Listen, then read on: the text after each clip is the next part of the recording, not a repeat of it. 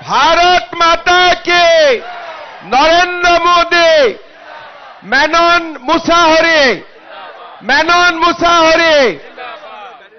আজিৰ সভাত আমাৰ মাজত উপস্থিত ভাৰতীয় জনতা পাৰ্টিৰ অসম প্ৰদেশৰ সভাপতি সাংসদ দিলীপ শইকীয়া ডাঙৰীয়া মন্ত্ৰী পীযুষ হাজৰিকা ডাঙৰীয়া বিধায়ক ৰূপক শৰ্মা ডাঙৰীয়া অভিজিত নাথ ডাঙৰীয়া জিলা সভাপতি সুনীল বসুমতাৰী ডাঙৰীয়া ৰূপম গোস্বামী ডাঙৰীয়া ধীৰেন ডেকা ডাঙৰীয়া বাবুল চন্দ্ৰ বড়ো ডাঙৰীয়া অজয় হাজৰিকা ডাঙৰীয়া জয়কান্ত শৰ্মা ডাঙৰীয়া আশুতোষ চৌধুৰী ডাঙৰীয়া দুম্বাৰ খাৰকা ডাঙৰীয়া শ্যামল সৰকাৰ ডাঙৰীয়া আমাৰ দলৰ প্ৰাৰ্থী মেনন মুছাহৰী ডাঙৰীয়াকে আদি কৰি আজিৰ সভাত উপস্থিত ৰাইজ আই মাতৃসকল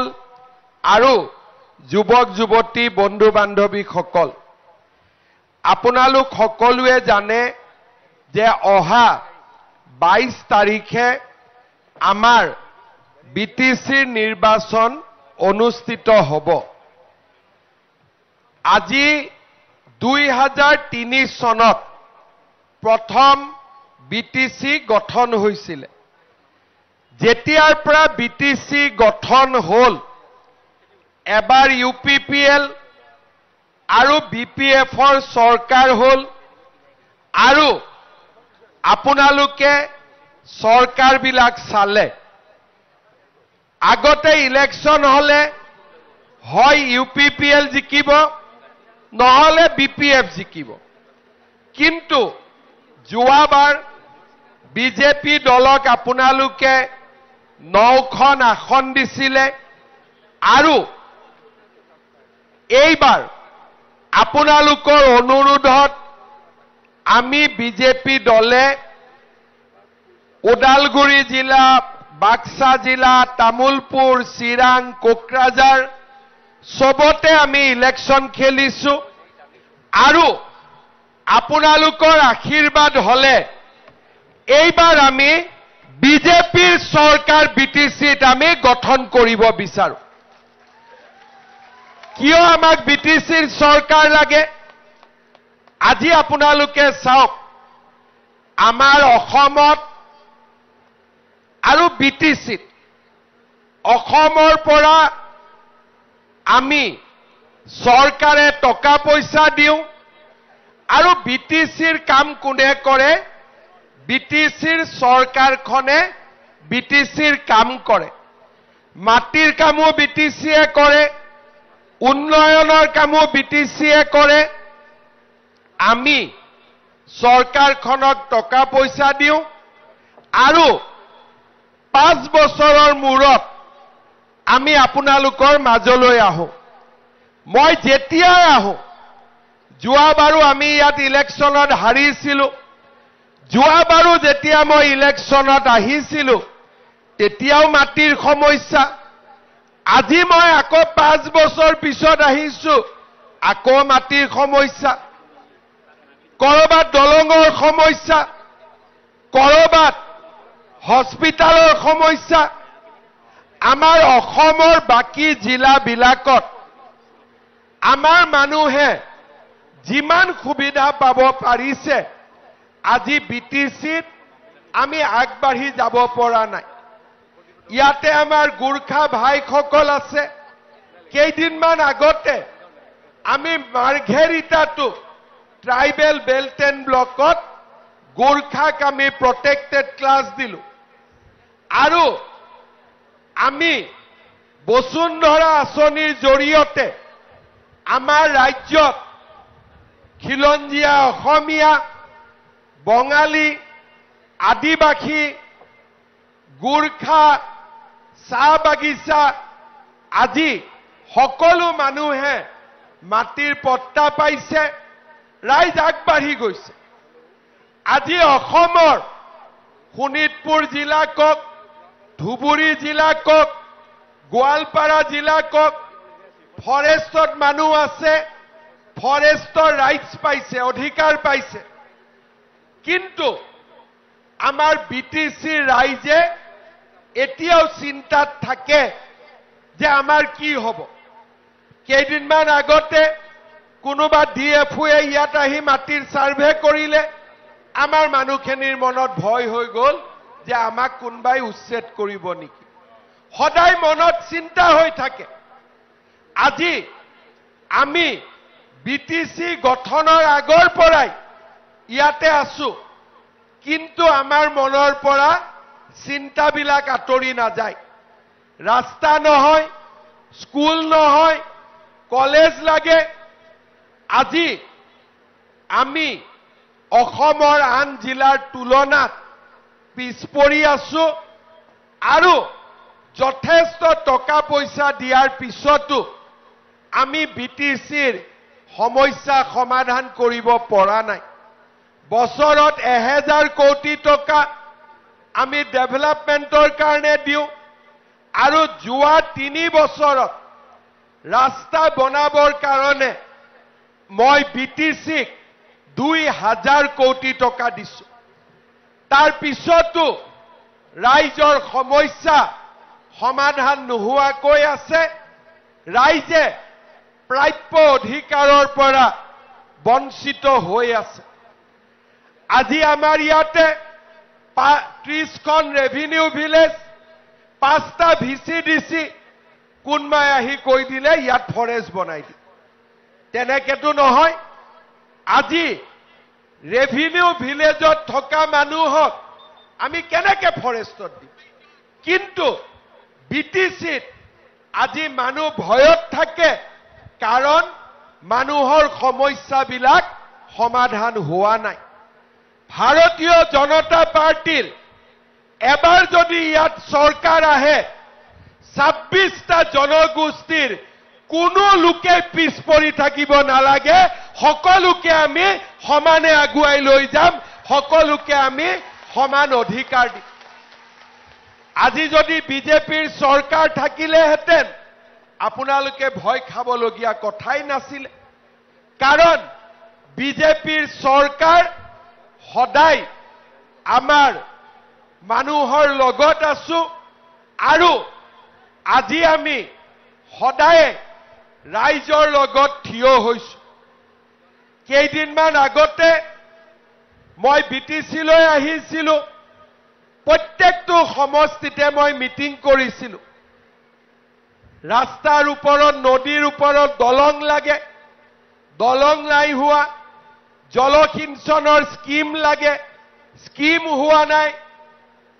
আজি আমাৰ মহিলাসকলে অৰুণোদয় পৰ্যন্ত পোৱা নাই। আজি আমাৰ ৰাইজে প্ৰধানমন্ত্ৰীৰ ঘৰ পোৱা নাই, আৰু আমাৰ ৰাইজে মাটিৰ অধিকাৰ পৰ্যন্ত পোৱা নাই। কিমান দিন ৰখিব আপোনালোকে? কিমান দিন ৰখিব? বোলে অৰুণোদয় পোৱা নাই, কিয় পোৱা নাই? বোলে ভিচিডিচিক 300-400 টকা দিব লাগে ফৰ্ম কিনোতে। বোলে ঘৰ কিয় পোৱা নাই? বোলে ভিচিডিচিক 10,000 টকা দিব লাগে ঘৰ লওঁতে। মই ঠিকে কৈছো নে নাই? আৰু ৰেচনত প্ৰধানমন্ত্ৰী ডাঙৰীয়াই যি চাউল পঠাই দিয়ে, তাকো ইন্দুৰে কুটি কুটি ৰাখে। পুৰা চাউল আপোনালোকে নাপায়। হয় না নহয়? নহয়। চাকৰি কথাটো বাদেই দিলো। আজি আমাৰ অসমত 40 লাখ মহিলাই অৰুণোদয় আঁচনি পাইছে। 45 লাখ মহিলাই মহিলা উদ্যমিতা আঁচনিৰ 10,000 টকা পাইছে। আজি আমাৰ অসমত 26 লাখ পৰিয়ালে প্ৰধানমন্ত্ৰীৰ ঘৰ পাইছে। আজি আমাৰ অসমত 62 লাখ পৰিয়ালে প্ৰধানমন্ত্ৰীৰ আয়ুষ্মান ভাৰত পাইছে। ৰেচন কাৰ্ডত চাউল পাইছে। কিন্তু আমাৰ বিটিচিত সেই অধিকাৰৰ পৰা আমি বঞ্চিত হৈ আছো। বোলে কোনে লিষ্ট বনাব ঘৰ দিয়ে প্ৰধানমন্ত্ৰীয়ে লিষ্ট বনাব ভিচিডিচি আৰে অৰুণোদয় মই দিও বোলে লিষ্ট কোনে বনাব বোলে ভিচিডিচিয়ে বোলে প্ৰধানমন্ত্ৰীৰ ঘৰ কাক টকা দিব লাগিব বোলে ভিচিডিচি কেনেকৈ আপোনালোকৰ উন্নতি হ'ব সেই কাৰণে অলপ আগতে মই ভেৰগাঁৱত কৈ আহিছো যে বিজেপিৰ চৰকাৰ হলে গোটেই ভিচিডিচি বিলাকক গাঁতৰ তলত সোমাই দিম গোটেই ভিচিডিচি গাঁতৰ তলত সোমাই দিম যেনেকে অসমত আমি টকা নিদিয়াকৈ ৰাইজক 1.5 লাখ চাকৰি দিছো বিটিচিৰ ৰাইজে চাকৰি পাবৰ কাৰণে কিয় টকা দিব লাগে অৰুণোদয় ফৰ্মৰ কাৰণে কিয় টকা দিব লাগে ঘৰৰ কাৰণে কিয় টকা দিব লাগে যুগ যুগ ধৰি বিটিচিত থকাৰ পিছতো মাটিৰ কাৰণে আমাৰ ৰাইজে কিয় কান্দিব লাগে কিয় কান্দিব লাগে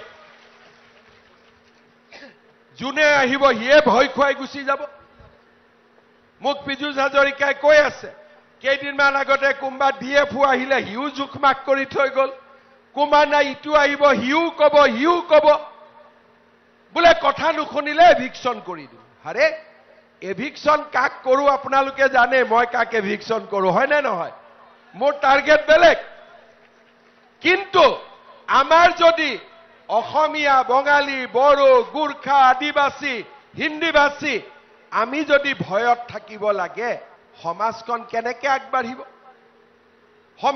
কেনেকৈ আগবাঢ়িব আজি বিটিচিত এবাৰ যদি বিজেপিৰ চৰকাৰ আহে আপোনালোকে কোনো কথা চিন্তা কৰিব নালাগে চিন্তা কৰাৰ দায়িত্ব মোৰ আপোনালোকে কোনো কথা চিন্তা কৰিব নালাগে চিন্তা মই কৰিম আজি যেনেকে 40 লাখ মাক অৰুণোদয় আঁচনি দিছো কোনেও টকা ল'ব পৰা নাই কিন্তু বিটিচিত আমি কৰিব নোৱাৰো আমাৰ চৰকাৰ নাই 26 লাখ মানুহে ঘৰ পাইছে বিটিচিত ঘৰ পোৱা নাই ঘৰ পালে 10,000 টকা দিব লাগে এই ব্যৱস্থাৰ পৰিৱৰ্তন হ'ব লাগে আৰু সেই কাৰণে আমি আপোনালোকক কৈছো যে এইবাৰ আপোনালোকে বিজেপিক ভোট দিয়ক যিমান ভয় আছে ভয়ৰ পৰা এবাৰতে ওলাই গুচি আহক আৰু ভয় খাই থাকিব নালাগে কাৰণ বিজেপি আপোনালোকৰ পাৰ্টি আমি অসমখন কেনেকৈ চলাইছো প্ৰথমতে গুৱাহাটীত 10,000 যুৱক যুৱতীৰে বিহু পাতিলো তাৰ পিছত ঝুমুৰ পাতিলো এইবাৰ বাগৰুম্বা ইয়াৰ পিছত আন জাতি উপজাতি সকলোকে আমি অসমত একেলগে আগুৱাই লৈ যাব বিচাৰিছো কিন্তু বিটিচিত আমাৰ চৰকাৰ নথকা কাৰণে আজি আমি আগবাঢ়িব পৰা নাই ৰাইজে এতিয়াও পিছ পৰি আছে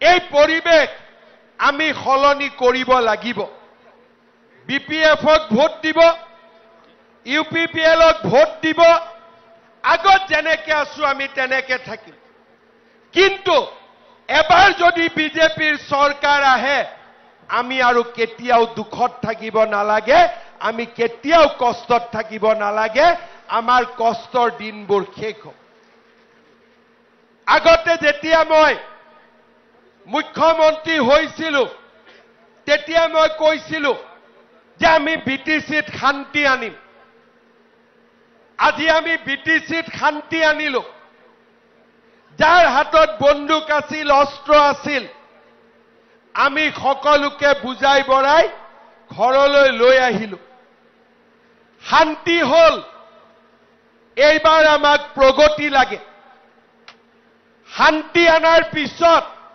আমাক বিকাশ লাগে শান্তি অহাৰ পিছত আমাক অধিকাৰ লাগে কিন্তু আমি যদি নিজৰ চৰকাৰ এখন নাপাওঁ আমি কাৰ ওচৰত গৈ কান্দিম অৰুণোদয় নাপালে গৈ কাক কান্দিম ঘৰ নাপালে কাক কান্দিম চাকৰি নাপালে কাক কান্দিম বিটিচিত কান্দিবৰ কাৰণেও কোনো মানুহক আপোনালোকে বিচাৰি নাপায় আজি যদি নলবাৰীত মানুহে কিবা এটা পোৱা নাই আমাক ক'ব পাৰে কামৰূপত কিবা এটা পোৱা নাই আমাক ক'ব পাৰে শোণিতপুৰত কিবা এটা পোৱা নাই আমাক ক'ব পাৰে কাৰণ তেওঁলোকৰ চৰকাৰ আমাৰ চৰকাৰ কিন্তু বিটিচিত বিজেপিৰ চৰকাৰ আজিলৈকে হোৱা নাই আৰু আমি চেষ্টাও কৰা নাছিলো কাৰণ আমি বিচাৰিছিলো যে আমি দূৰৰ পৰা সমৰ্থন কৰিম যাতে বিটিচিৰ পৰিৱৰ্তন হ'ব পাৰে কিন্তু আমি বুজিলো যে আমি যদি বিজেপি দূৰত থাকো সমস্যাৰ সমাধান নহব বিজেপিয়ে কোকৰাঝাৰত চৰকাৰ কৰিলেহে সমস্যাৰ সমাধান হ'ব পাৰিব ইলেকশ্যনৰ সময়ত আপোনালোকক কিবা এটা কৈ যোৱা ডাঙৰ কথা নহয় কিন্তু আজি চৰকাৰৰ প্ৰাপ্য অধিকাৰ আমি ইলেকশ্যনৰ পিছত গৈ ক'ত কম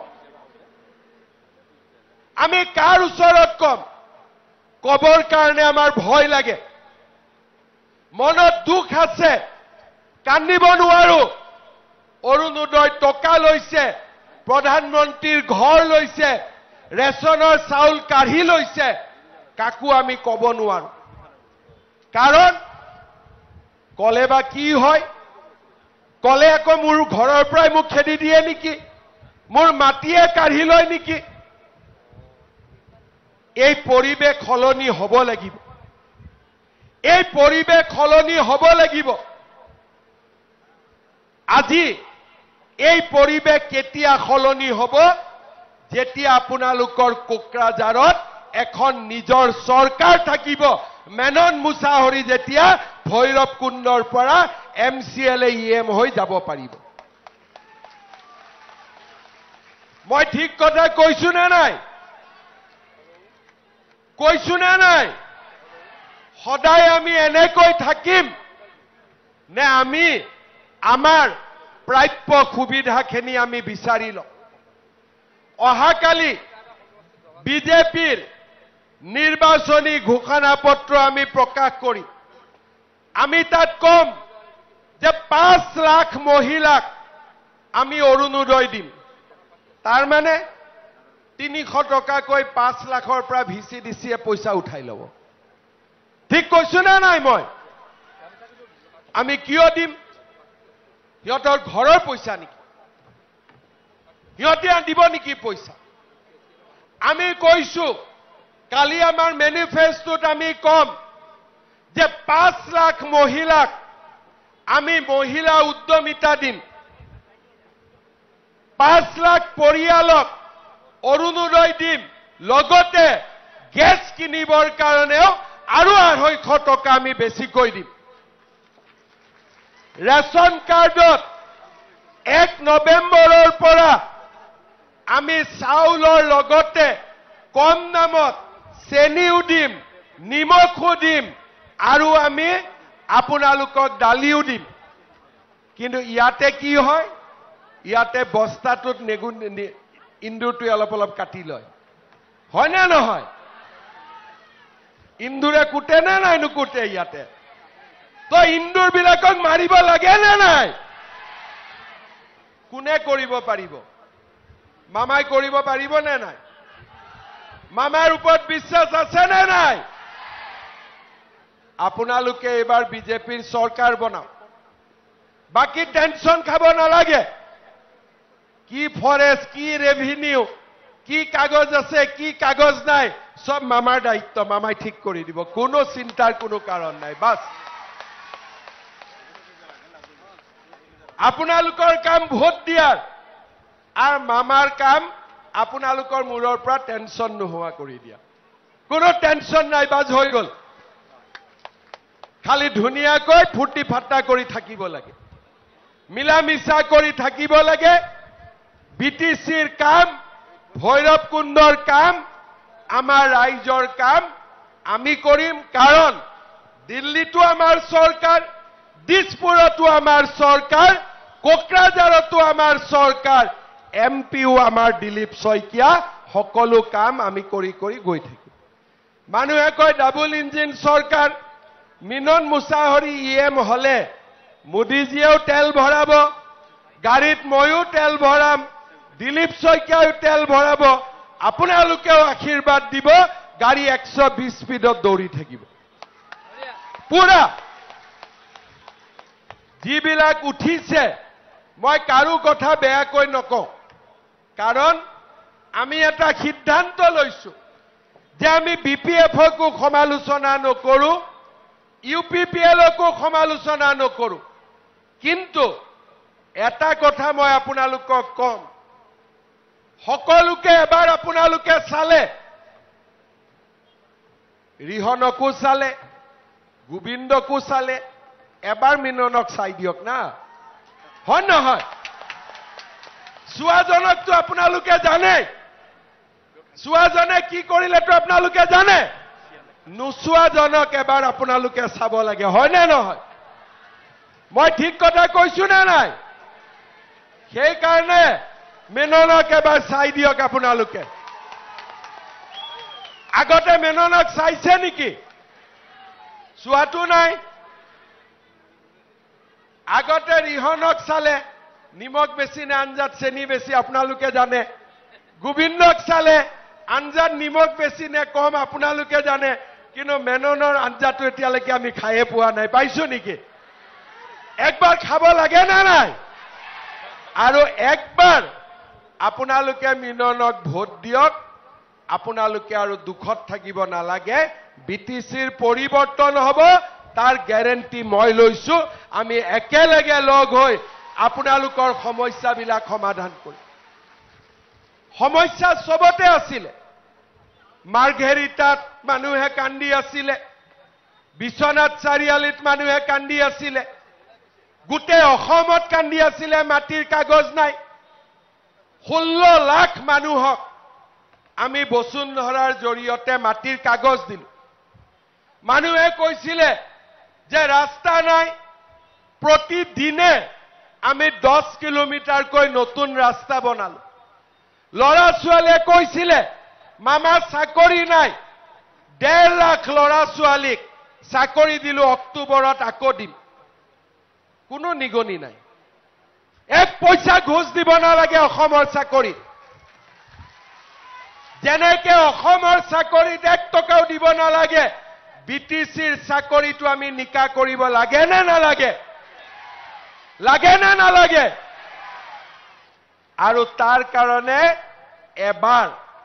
এবাৰ আপোনালোকে ভোট দিয়ক পদুমৰ চিনত ভোট দিয়ক আমাৰ সমস্যাসমূহ আমি সমাধান কৰিব লাগে এনেওতো টকা মোদী ডাঙৰীয়াই দি আছে টকা দিছপুৰে দি আছে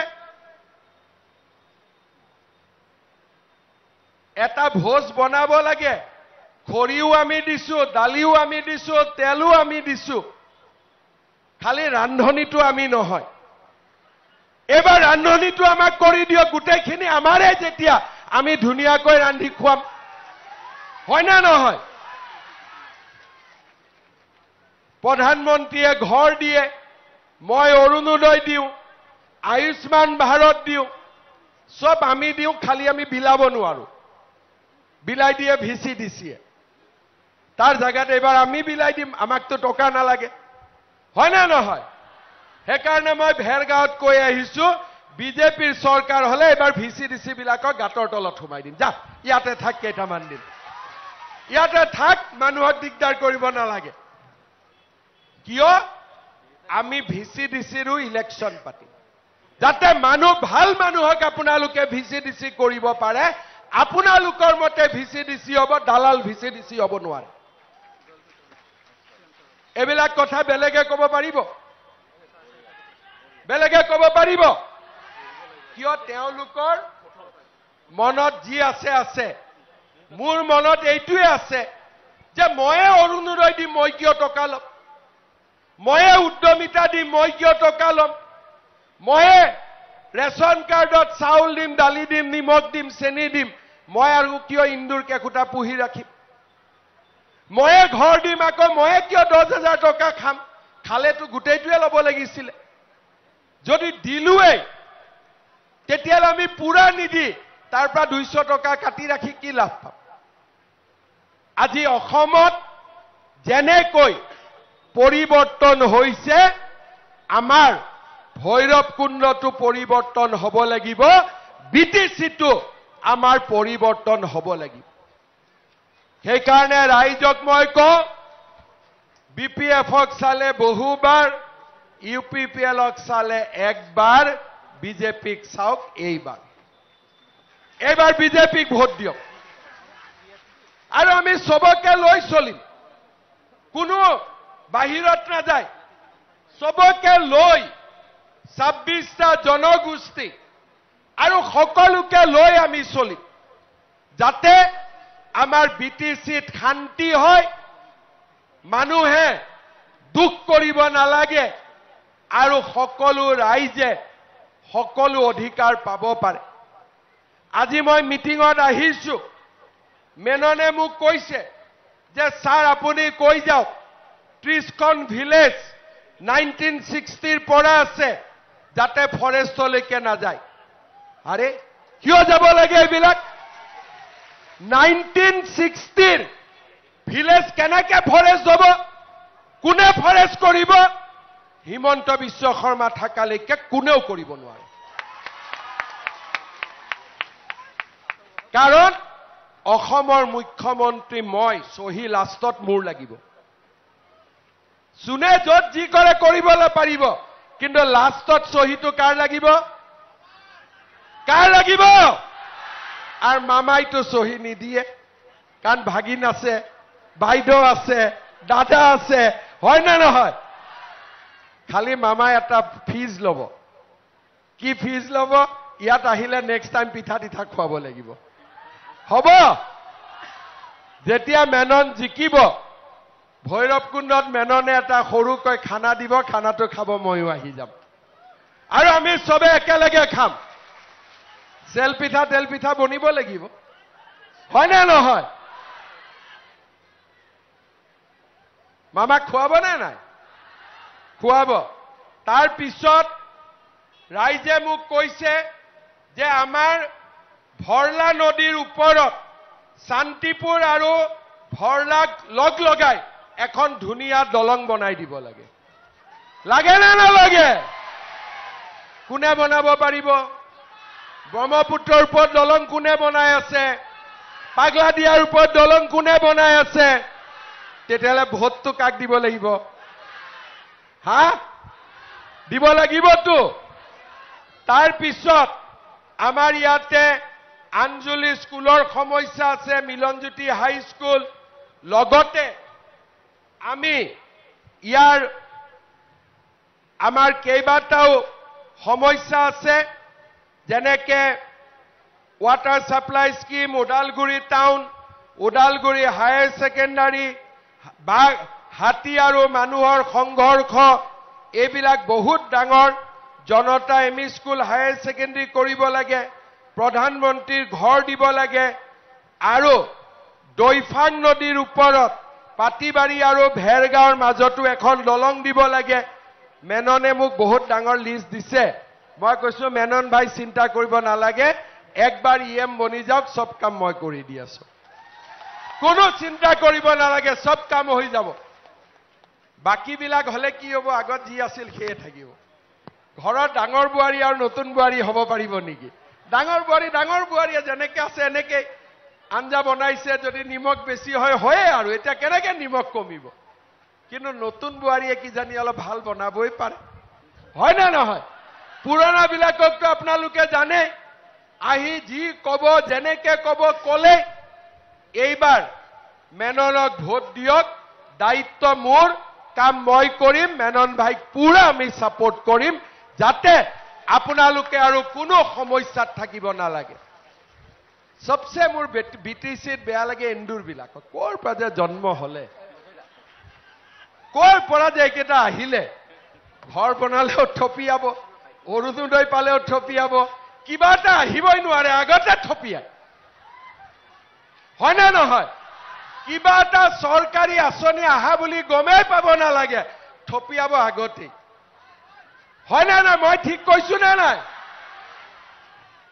কিন্তু আপোনালোকে অলপ কব ভয় কৰে কিজানি কিবা গণ্ডগোল হৈ যায় কিন্তু মইতো ভয় নকৰো কাৰণ মই ভয় কৰিলে ৰাজ্যটো নচলিব মুখ্যমন্ত্ৰীয়ে ভয় কৰিব পাৰিব নেকি সেই কাৰণে মামাই ভয়ও নকৰে মামা ইলেকশনৰ পিছতেই মৰম কৰি ইহঁতক কব যে তহঁতি বহি দে আৰু যি খালি খালি আৰু 15-20 বছৰ পেট ডাঙৰ হৈ গল আৰু বহি দে এতিয়া গৰীব মানুহক আমি ডাইৰেক্টলি কামখিনি কৰি দিব লাগে হয় না নহয় কোন কোন মহিলাই অৰুণোদয় পোৱা নাই হাত ডাঙক বেলেগ জায়গাত মই কি খুদু জানেনে কোনে কোনে পাইছে হাত ডাঙক ইয়াতে মই জানো পুৱাক হাত ডাঙিব কৈ লাভ নাই পুৱা মানুহ কম নোপোৱা মানুহ বেছি হয় না নহয় আৰু এবাৰ হাত ডিঙক নাই পোৱা কোনবিলাক বঢ়িয়া পাইছে কোনবিলাক হাত ডাঙক এই চক মই আগতে কৈছো নহয় পুৱা কম নোপোৱা বেছি তাৰ মানে ইয়াত এন্দুৰো বেছি সেইকাৰণে ইলেকশনৰ পিছত 2 মাহ সময়ৰ ভিতৰত সকলো মহিলাই ঘৰে ঘৰে অৰুণোদয় পাব গ্যাৰেন্টি মোৰ মহিলা উদ্যমিতা পাব ৰেশন কাৰ্ডত চাউল পাব দালি পাব নিমখ পাব চেনি পাব লৰা ছোৱালীয়ে ঘোষ নিদিয়াকৈ চাকৰি পাব নিযুত মইনা পাব ব্যৱসায় বাণিজ্য কৰিবৰ কাৰণেও চৰকাৰৰ পৰা টকা পাব যেনেকে দৰঙত পাই তেনেকে উদালগুৰিটো পাব লাগিব অহা 14 তাৰিখে প্ৰধানমন্ত্ৰী মংগলদৈত আহিব মেডিকেল কলেজ হ'ব আমাৰ উদালগুৰিটো হ'ব লাগে নে নাই লাগে না নাই ঢেকিয়াজুলিত আছে মংগলদৈত আছে মাজত কি থাকি গল কোনে কৰিব লাগিব ভোট কাক দিব লাগিব বাস বুজি পাই গৈছে সব ইনডাইৰেক্টলি এতিয়াওতো পইচা আমিয়ে দিব লাগে কামটোতো আমিয়ে কৰো খালি কি কৰিব লাগে গাড়ীখন আমি চলাব নোৱাৰো পিছৰ সিটত বহি থাকিব লাগে এবাৰ যদি আমি ড্ৰাইভাৰ হৈ গলো ফটাফট আপোনালোকে গুৱাহাটী পাই গল গুৱাহাটীৰ পৰা উদালগুৰি পাই গল ফটাফট কাম শেষ হয় না নহয় সেই কাৰণে এতিয়া বন্দুক তন্দুকো নাই ভয় তই খাব কোনো দৰকাৰ নাই ইলেকশনৰ দিনা ৰাতিপুৱাই ভগৱানক চিন্তা কৰি যে মোৰ দুখ আৰু আজিৰ পৰা শেষ হওক বিটিসিৰ দুখ শেষ হওক মাটিবাৰীৰ কাৰণে আৰু জীৱনত নাকান্দু একবাৰ মেননক ভোট দি দিলো যা যি হ'ব সকলোৱে ভোট দিব এতিয়া ভেৰগাঁৱৰ ৰাইজে কৈছে যে ভোট দিমেই ভৈৰৱকুণ্ডত জিকিমেই অলপ পিছত গুৰেশ্বৰ যাম তাতো জিকিমই এইবাৰ কোকৰাঝাৰত বিজেপিৰ চৰকাৰ আমি কৰিম সকলোকে লগত লৈ মানুহৰ চকুৰ পৰা চকুলো মচিম সকলো মানুহ আগবাঢ়িব পাৰিব আমাৰ বিটিসিৰ ডেকা লৰা আই মাতৃ সকলোৱে শান্তি আৰু সমন্বয়ৰ মাজেৰে আগবাঢ়িব আৰু এই ফৰেষ্টৰ চিন্তা আপোনালোকে নকৰিব সহি মোৰ লাগিবতো হয় না নহয় গতিকে আজিৰ পৰা এইটো চেপ্টাৰ আপোনালোকে বন্ধ কৰি দিয়ক মামাই যদি সহি নামাৰো বুলি কয় কোনেও মৰুৱাব নোৱাৰে বাস জামেলা শেষ আজিৰ পৰা এইবিলাক শেষ কৰক আৰু ধুনীয়াকৈ মেননক জিকাই দিয়ক আৰু একেলগে আমি এখন সুন্দৰ বিটিসিৰ নিৰ্মাণ কৰিম সুন্দৰ অসমৰ নিৰ্মাণ কৰিম সুন্দৰভাৱে আগুৱাই যাম সকলোৱে মোৰ লগত মেননক আশীৰ্বাদ দি সকলোৱে মোৰ লগত একেলগে কব ভাৰত মাতা কি